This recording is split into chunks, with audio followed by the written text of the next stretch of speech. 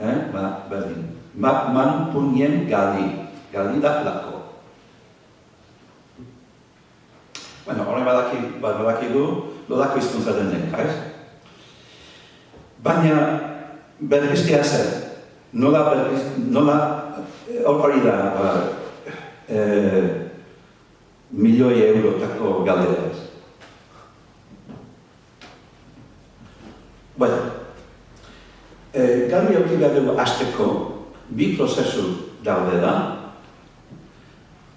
bat da berreraiketa deitzen dudananik, eta horrekin esan nahi dut. Finkatzea hizkuntza nolakoa den. Besteak beste, oraintza aipatu ditudan gauzak, baina gauza asko. Hori dana, da dokumentaziotik analizatuz, aztertuz, harrakatuz, alik eta informazio gehiena atera eta horrekin eraikitzea eredu bat, hizkuntza nolakoa den. Hori da berreraiketa. Hori egin behar da, baina horrekin bakarrik hasi egin gara. Gero dator benetako berreskurapena. Berreskurapena ez da hori. Berreskurapena da gizartea hastean hizkuntza erabiltzen.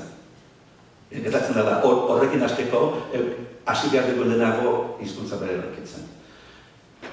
Baina berreskurapena argi dago hori prozesu sozial bat da. Orduan, lehenengo batuko dut berreraiketa eta gero berreskurapena. Berreraiketa. Hasteko, zein den gure egoera berreraiketari begira. Nahiko txarra. Ez dago, inoketzuen egin, hizkuntzaren deskribapenik. Hizkuntzak baino horrekin esan nahi dut indoketzuela idatzi gramatika bat, indoketzuen egin benetako hiztegi bat. Orduan oso testu gutxi daude, zorionez badago zerbait, baina oso gutxi da. Gero gehienak, dokumentazioa egin zuten, gehienak egin zutena, eta hau uste dut mundu guztian, horrela hasten da. Normalean, igual norbait ez da hizkuntzalari bat, ez du asko ulertzen hizkuntzai buruz, baina ulertzen du zerbait jaso beharko ditzakela. Eta zer ditzen zaio jasotzea, hitzak. Orduan egiten dira hitz-zerrendak. Badaude hitz-zerrenda batzuk. Zoritxarrez, hori egin zutenak ez ziren hizkuntzalariak, eta orduan hori egiteko modua nahiko traketsa da. Orduan ematen digute datu bilduma bat, baina hori desente landu behar da ulertzeko hor benetan zer dago. Aipatu bezala, datuak dialektalak dira, orduan, batzutan zerrendaz benetako gauzak ez datoz bat, eta kusi behar da, hemen zer betatu da, kasualitate ezberdinak jaso ditu, ala herri desberdinak erabazen ziren, gauza asko begiratu behar dira. Eta bukatzeko nola etzen hizkuntza idatzia, etzegoen ortografia hariko da bakoitzak, iruditzen zitzaion moduan idazten zuen. Orduan,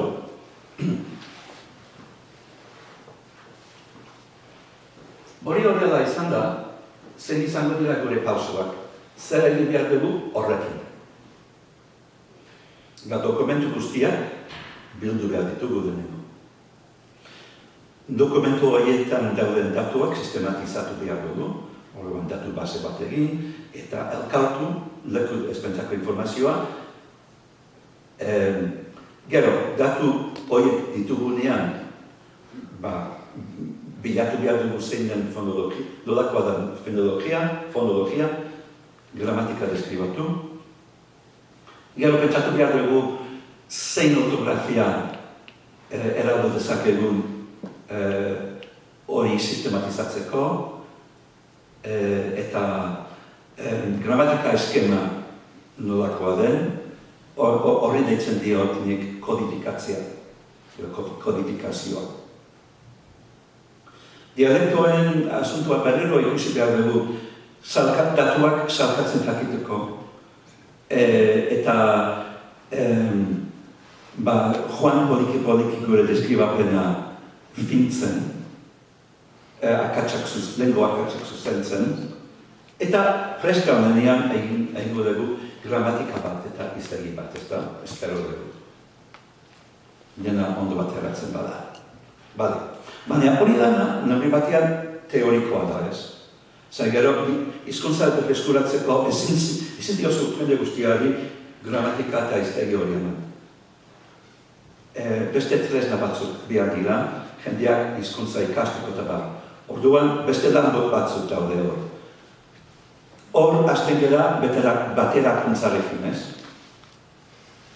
Horren oinarriak finkatu, hizkuntzko egiturak didaktikoki eskematizatu, pentsatu zen izango den modua hori ikasteko eta irakasteko,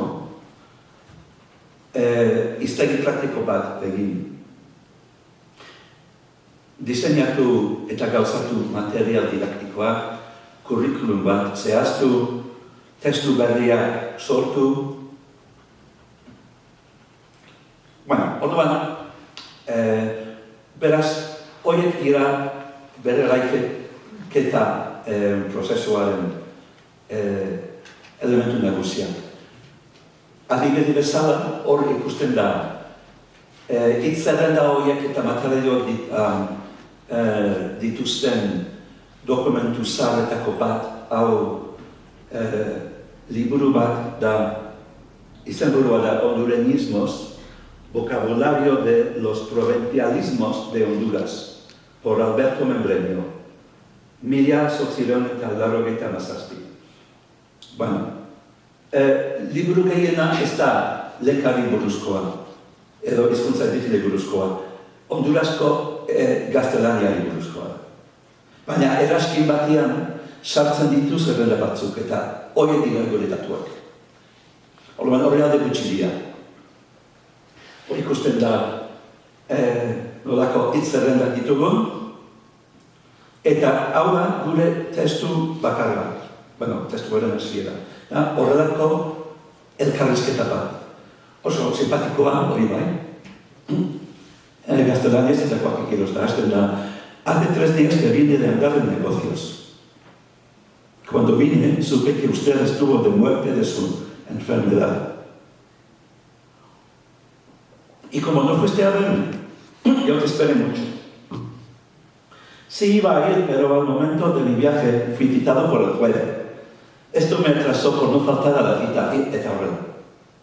Dore daukagu material bakarra testu batean. Hori eta gero zerrendak. Hortik atera behar dugu dena, gramatika hortik atera behar dugu, ez dago besterik.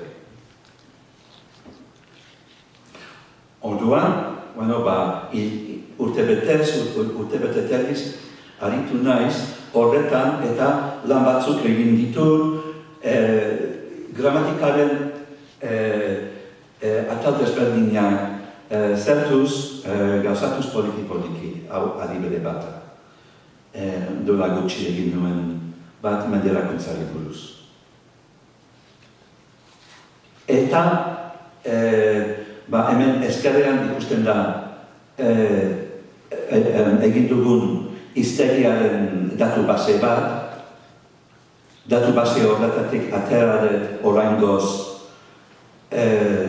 liburuska bat hiztegi txiki bat ustean hitzekin, eta hitzen adibideak, hemen ikusten da nolakoa den,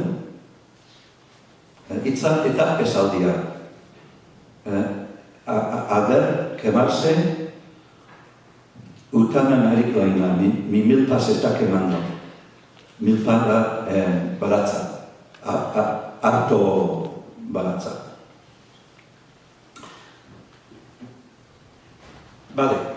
Hori da bere eraiketan. Gero bere eskurapen. Zein dira gure helburuak bere eskurapenean. Noski, nolabait, esan genezake, hiztunak sortzea eta horrekin posik ez. Baina, dakigunez ez da bakarrik hiztunak sortzea utxik. Orduan, beste gauza batzuk ere helburuak izaten dira. Presentzia eta ikusgarritasuna bultzatu, zaletasuna piztu, ikasketak ahalbidetu, korpusa landu, gizartean aldarrikatu hizkuntza, estatu mailan aitortza eskatu, horiera batzuk ez.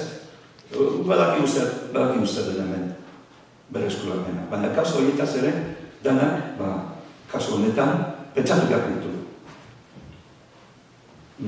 Baina, lehenbizikoa izango da, hiztunak sortu. Eta nola?